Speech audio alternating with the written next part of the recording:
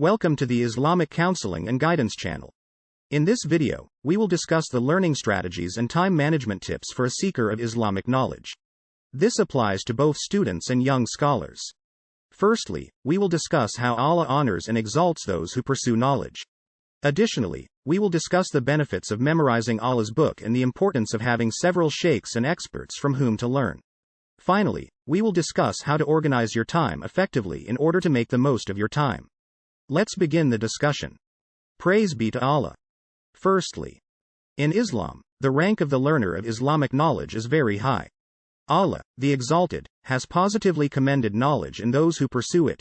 He says, "Say, are those who know equivalent to those who do not know? It is only those with insight who will remember Allah and His signs." Surah Az-Zumar 39 verse 9.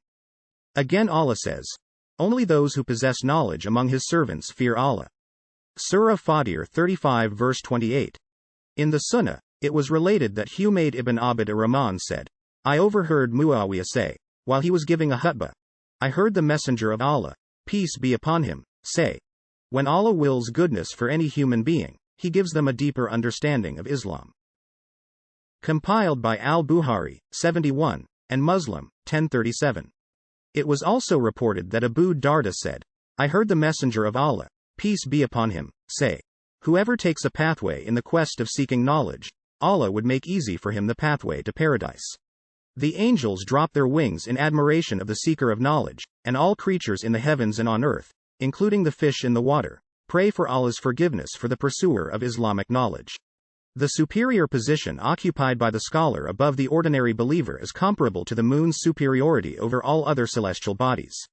Furthermore, it was said that the scholars are the Prophet's successors, because the Prophets left behind neither dirhams nor dinars, but instead knowledge, and whoever takes knowledge has taken a significant share.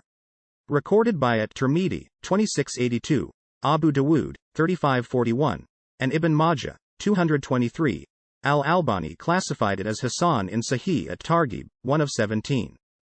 Islamic knowledge is beneficial both in this world and the next. Hence, Islamic knowledge precedes all other knowledge branches. Secondly, when you first start seeking knowledge, the most essential thing you must do is to memorize the Quran. This is the first and ideal thing to strive for, and it is the best thing for the seeker of knowledge to focus his energy on. Thirdly, having several sheikhs and teachers from whom to learn is one of the factors that will make things simpler for the seeker of knowledge. The fastest manner to acquire Islamic knowledge is, if Allah makes it simple for him, to identify a sheikh or scholar among the Sunni scholars from whom he can directly learn. Fourthly, it is advisable to organize your time as follows. Every day, set aside a time for sleeping, a time for eating, a time for visits, a time for gatherings, and a time for revising. One thing that will let you utilize your time effectively and save time is to avoid time wasters like excessive sleeping, eating and drinking. Do not meet people unless such meetings are Islamically useful. You must also avoid time wasters such as TV shows, soap operas, magazines, games, sporting events, and contests. According to Sheikh Muhammad ibn Salih al-Uthaymin, may Allah have compassion on him, the seeker of Islamic knowledge must maximize his time and avoid squandering it. Time wastage can take the following forms: failure to evaluate and revise what has been learned, sitting with peers and indulging in vain conversations, discussing people and learning about their lives, what they say, and what they do is one of the most destructive time waster for the learner of Islamic knowledge. This is clearly due to a lack of devotion to Islam in the pursuit of knowledge. The Prophet, peace of Allah be upon him, said, "Part of being a good Muslim is to stop paying attention to things that do not concern him." Narrated by at-Tirmidhi, 2318, classified as Sahih by al-Albani. It is also a real waste of time to ask irrelevant questions. In fact, it is a type of sickness that, if it affects a person, will become his primary concern and focus.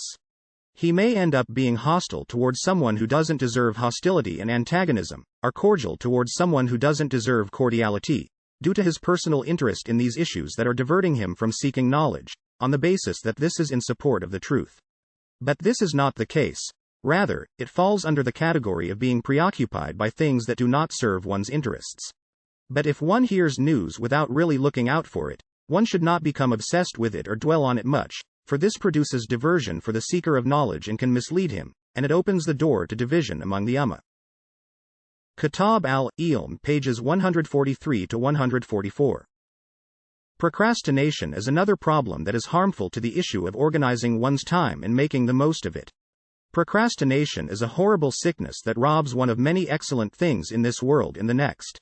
As Ibn al-Qayyim, may Allah have compassion on him, asserted, one of the best ways to prosper in this life is to keep oneself busy and engaged at all times with what is best for you in this world and most helpful for you in the hereafter. Madarij as-Salikin 1 of 88. The seeker of Islamic knowledge must invest as much time as possible and without wasting a single instant on anything other than an act of obedience or devotion. Our forefathers in Islam, may Allah have compassion on them, provided a wonderful blueprint for making the most of their time. For example, every day, one of the Quranic scholars from earlier generations would take his turn to study with Abu Na'im al-Asfahani, who died in 430 after Hijrah, and he would study anything he chose with the Shaykh until shortly before Zuhr. When he starts walking home, another student would recite a juz to him on the way for him to listen to and correct, and he was never impatient. Salim ar-Razi belonged to the Shafi'i mazhab. He went home and came back one day. He said, I completed a juz on my way. In his biography of Al-Khatib al-Baghdadi, Al-Hafiz ad-Zahabi, may Allah have compassion on him, stated that the Khatib used to stroll with a juz in his hand, which he'd study. Ibn Asakir, may Allah have compassion on him, did not focus on anything other than knowledge for 40 years, according to his son, even in his leisure time or when he was alone. He would usually carry volumes of Islamic books and the Quran, which he studied and memorized. They were constantly eager to make the most of their time by doing many things simultaneously. If his pen grew blunt and he needed to sharpen it, one of them would move his lips, making zikr of Allah, while sharpening it, or he would revise items he had memorized, so that time does not pass without him doing something beneficial. Abul Wafa Ali ibn Aqil, may Allah have compassion on him, said, I do not squander even 1 hour of my life.